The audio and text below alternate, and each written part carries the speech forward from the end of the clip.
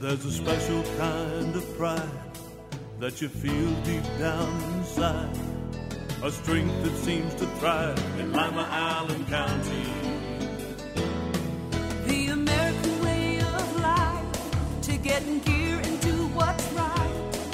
An unbreakable forthright link called real American strength. Lima, Allen County, real American strength. Forever moving forward without forgetting where we've been. Creativity meets technology, where possibilities never end. Ohio's strong Midwestern know-how, exploring innovative ideas. Deep-rooted but always growing, ever proud of where we live. Lima, Allen County, real American strength. Community Focus on GTV2 Lima. We're back on Community Focus. I'm Anne Decker, and in the studio today are Nell Lester from Lima Allen County Neighborhoods in Partnership and Andy Heffner from the Lima Fire Department. Thank you both for being here. Oh, you're very welcome. Thank you. I understand that we're repainting the fire hydrants in the city of Lima. Yes, we were asked to partnership with the fire department in getting young adults, well, actually anyone who wanted to participate in painting the fire hydrants. And Mark has been putting together packets to for us to use. So what, anybody who can wield a paintbrush is needed? Yes. Do you have to like be artistic or neat? No, or No, it's not a Picasso, but it's a fire hydrant. What we ask is just to try and keep it off of the pavement. That was what we asked. Make it yellow or red and keep it off the pavement. That's pretty much the requirements. That's easy enough. Yes. I mean, when you say young adults, can people bring their kids out? Because it sounds like the kind of thing they enjoy doing. Well, yeah, as long as they, have their kids and supervise them, I'd say. When she spoke of packets, we've had what we call a paint tote. And inside of that tote, you have different paints, paintbrushes, your gloves, thinner, everything you need to paint the fire hydrant, along with a list and instructions. I mean, you wouldn't think you need instructions, but if you have any questions, there's an instruction list right there of what you should and should not do. And the list comes out, which we paint fire hydrants every year, and we'll do maintenance on them. And when we find that they need to be painted, we'll put them on the list, and that's the list that we've generated so people can come out, and it's pretty simple. You could call 419-221-5151. Now get a hold of me, Andy Heffner, and we can set it up and get your community or the people that you need to, or people that you'd like to come out and help with the hydrants. So why come to LACNIP and the general public asking for help? This actually, LACNIP brought this to us, trying to have community involvement, and what it does is help people and young adults have ownership of their city.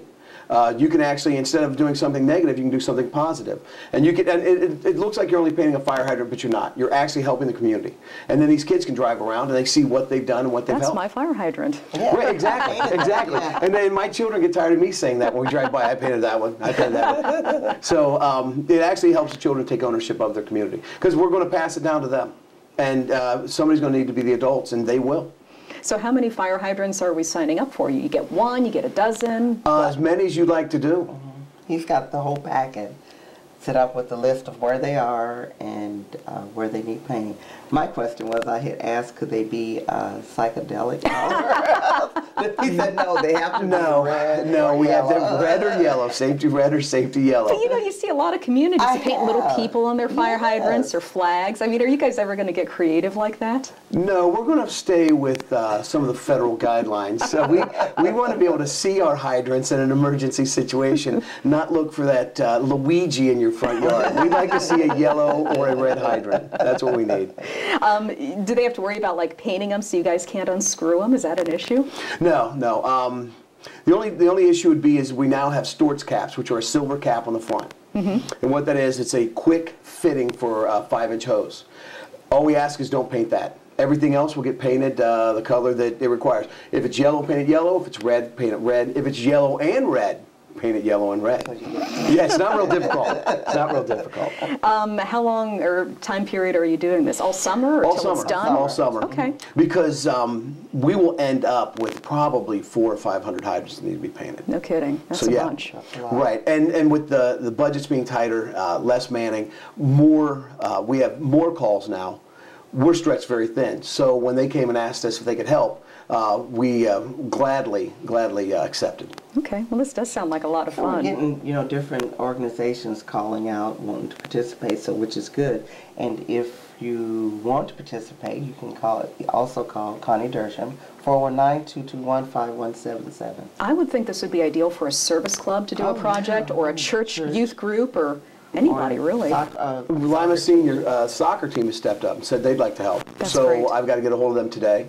And you might see the Lima Senior Soccer team helping paint hydrants this summer. It'll be black and white checked. Yeah. Once again, I prefer the red and yellow. I keep harping on that.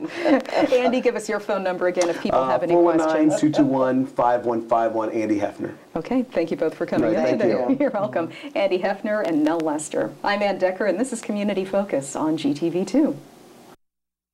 I didn't want to be touched. He said it would feel good, but it didn't. So he gave me a new doll and some candy. He told me not to tell anybody and that it's our special secret. How do I make him stop? Say no. Run away. Scream. It's okay to tell an adult you trust if someone is hurting you or making you uncomfortable.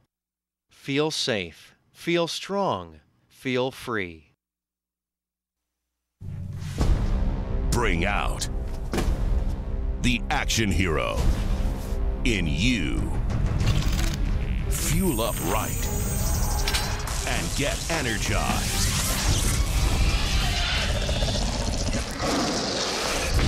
Be part of the greatest action movie ever. The first movie that puts you in the action. Show us how you train and eat like an action hero. Join in at actionheroalliance.com. He said he would let me play ball with the older boys if I did what he said. He said it would be our secret, and he'd beat me up if I told. And now, he wants another favor tomorrow. I just want to play ball. Say no. Run away. Scream. It's okay to tell an adult you trust if someone is hurting you or making you uncomfortable. Feel safe. Feel strong. Feel free. Welcome back to Community Focus. I'm Anne Decker, and this is Child Abuse Prevention Month. Here in the studio today to give us details of everything coming up in April is Donna Dickman. She is with the Partnership for Violence-Free Families. Thanks for being here. Good morning, Anne. Good morning. What do you want people to know about this month? Wow, for 8 years, we've come together as a community and tried to recognize all the great things people are doing to prevent child abuse. And then offer those resources that are out there to say, we have things in place. If you know something's going on, please give us a call. How bad is the child abuse problem in our community? This year we're going to be putting out 765 pinwheels on the lawn at Lima Memorial Hospital. And those are for the cases that were called in and reported last year. 765 in 1 year in this community? It's up quite a bit. Wow. Yep. So that is what? Kids being hit, neglected, what? Those are phone calls that come in. So those, from there, the cases are investigated to see what's going on. So that doesn't reflect the actual number of cases that are opened, but it does say that there's that much concern, and we know those are only the ones that call in. Well, a lot of kids are being hurt that aren't being called in for. And we only see maybe 1 or 2 a year where it actually makes the paper that the abuse is bad enough that the kid is hospitalized or even worse, killed. That's right. But it's something that's going on in our community on a daily basis. Think of the 765, how many schools that many number of kids fill. That's a lot of kids in our county alone. So it's something for us to stand up and pay attention to and say, yep, we got to be a part of this. Well, in terms of being a parent, it's tough. Kids are frustrating. They never stop. What do you do when you're at the point where you just want to strangle them so you don't? You take your breath, right? You take a breath. I remember my mom counting to 10 many a times. There were 8 of us at home, and she did a lot of counting. But that's what it is. It's all about anger management, keeping your composition, because that's what you're teaching your kids as well. So they're going to see how you handle stressful times, and you're just going to pass that along to them. Kids live what they learn. So, you take a deep breath and then what? Walk away? Talk to them? Sort of depends almost on their age, what's going on. a lot of times it's great if you have resources in the area where you can say, I just need a break. Give me a break for a minute. So, but everybody doesn't have that opportunity. Sometimes if it's a crying baby and you've done everything you can, you made sure that baby was safe and not getting stuck with a pin, like in the old days when they had pin diapers yet. You're showing your age. I know. But if you know that that baby is safe and you need to take that break, it's okay to leave that baby in their crib and let them cry for a little bit so you can get your composure. Okay. Wash your face off. Take a few deep breaths. Walk around the yard a little bit. That's right. That's right. Calm down. So, if you are a neighbor, a friend, a teacher, and you maybe suspect that the kid next door or down the street is being abused or not being treated as well as he should be, at what point do you step in and what do you do? At any point that you suspect a child is being hurt, you need to call Children's Services and make that report. It can be anonymous. Nobody has to know who called in. You can say, I suspect that this is going on. You may be the only one that can help this child, and they may need your help a lot. Well, I saw that article in the paper the other day about a lot of foster families are not even in this area. Is that something you should even think about when you're calling in? Because you don't really want the family to be separated. No, you may not want the family to be separated, and that is their goal at Children's Services for family unification. They do everything they can, from education to the parents to working with the children, to keep families together. You know, they've always been seen sort of in the past as we're going to come and scoop your kids away from you, but that's not the case. Their goal is to reunify the families. Okay. So we do have, though, a need for foster care families. I think people have seen that advertisement going up. I've seen yard signs now. I've seen billboards because the need is so great for us to have foster care right here. That way, that reunification process is much easier. The families, the foster families are right here where the parents are as well.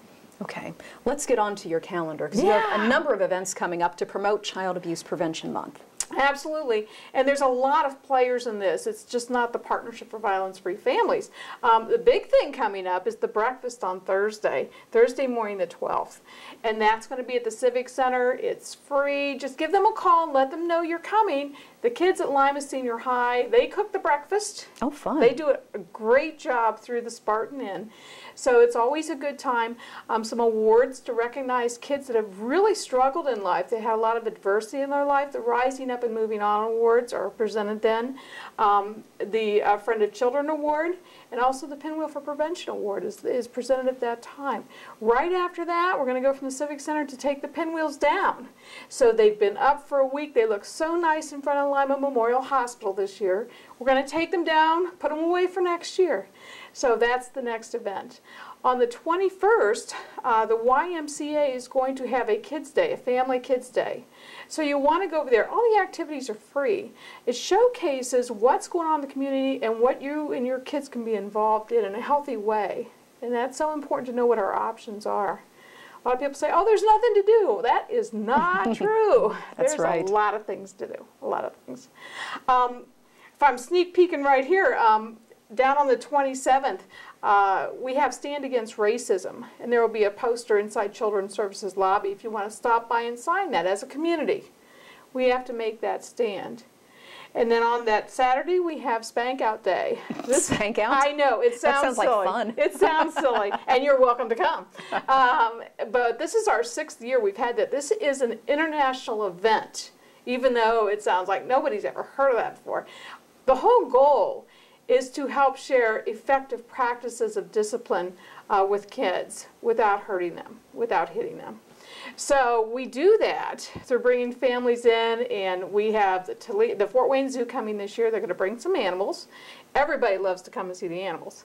So we have a full house. Last year we had over 200 people come. It's going to be at the Eagles, 800 Robb Avenue. And come on over, another free event. And again, our community services are going to be there. There's going to be DNA swabs for kids' ID kits going to be presented there. We're going to have a lot of good stuff that day. That's from 12 to 3. Okay. So everybody and anybody is welcome to come. Okay, and let's hope that next year when you come back, we have fewer pinwheels in the lawn. Oh, wouldn't that be great? It would be. That would be. One more thing. Yeah? Yep, got the Casa Walk. Oh, yeah. Yeah, and that's going to happen the Sunday after Spank Out Day. It's the last Sunday of the month. It's going to be at Ottawa Metro Park this year. It's going to be a great event. CASA, court-appointed special advocates for children, children that don't have a voice in court. They go, and these trained professionals help